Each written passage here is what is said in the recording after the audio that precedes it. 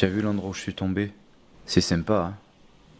Mais je crève de soif. Si je ne trouve pas de l'aide rapidement, je vais crever du manque d'eau. C'est vraiment ironique quand on y pense, de crever de soif entouré de flotte. Tout a commencé quand j'étais dans l'avion, et puis tout à coup, l'avion s'est mis à trembler, la porte latérale s'est arrachée, et j'ai vu le flashback de ma vie défiler devant mes yeux.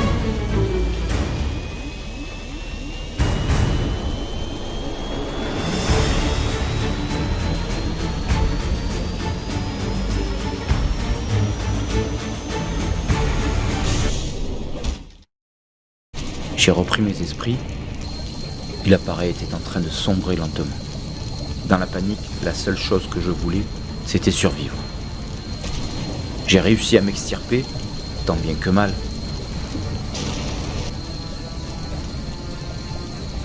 Et finalement, à attraper le radeau qui flottait. Et j'ai perdu connaissance. Quand je me suis réveillé, j'étais au milieu de l'eau, tout seul, dans mon canot pneumatique. Et la première chose qui m'a fait comprendre que j'étais mal barré, c'était le gros poisson qui tournait autour de mon embarcation.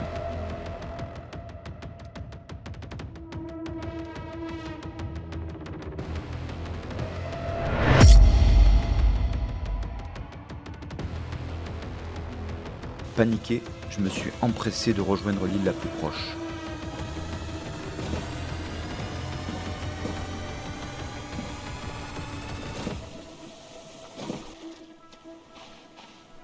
Quand j'ai mis pied à terre, un sentiment de soulagement m'a parcouru. Et l'adrénaline est retombée.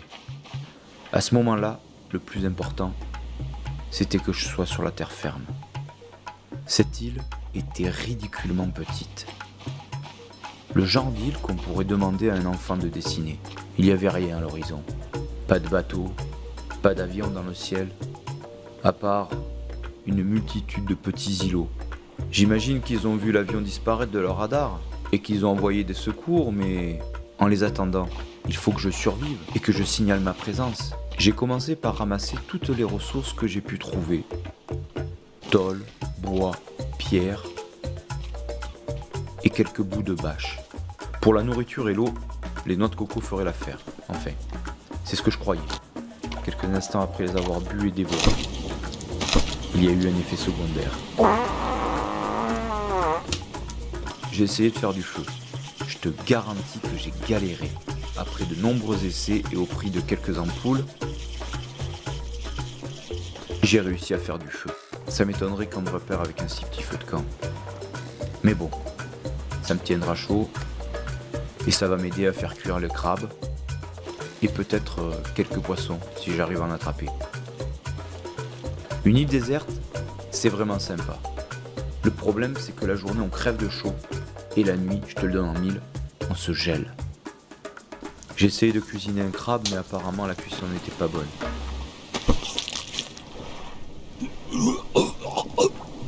Et quand on vomit, on se déshydrate. Et ça n'arrangeait pas ma situation. Donc la seule préoccupation maintenant, c'était de trouver de l'eau. Avec ce qui a été rejeté par l'océan et que j'ai pu ramasser sur la plage, j'ai fabriqué ce réceptacle. J'ai pu récupérer un peu d'eau. Et j'ai pu enfin boire.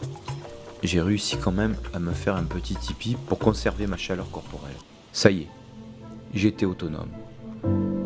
Je pouvais manger, boire et dormir. Mais les ressources de l'île n'étaient pas éternelles. Ça ne pouvait pas durer. Il fallait que je quitte cette île et que je tente ma chance. Mais pas sur ce radeau gonflable.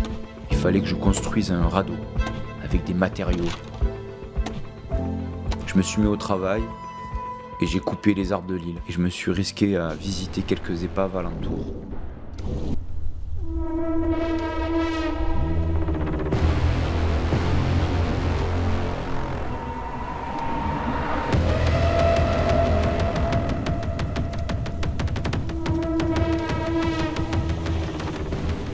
Dans les épaves, j'ai trouvé des pneus et quelques bouts d'amarrage.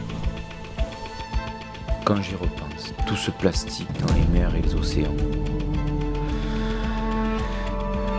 Ben, je peux remercier la pollution de servir enfin à quelque chose.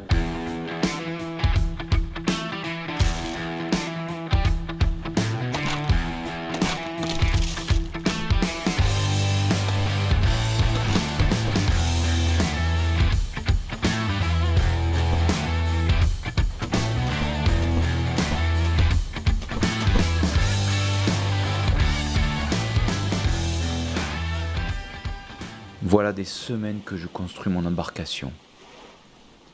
Elle est enfin prête. Grâce au bout de bâche, j'ai fabriqué une voile et un gouvernail. Et j'ai pu mettre de quoi boire et manger pendant quelques jours.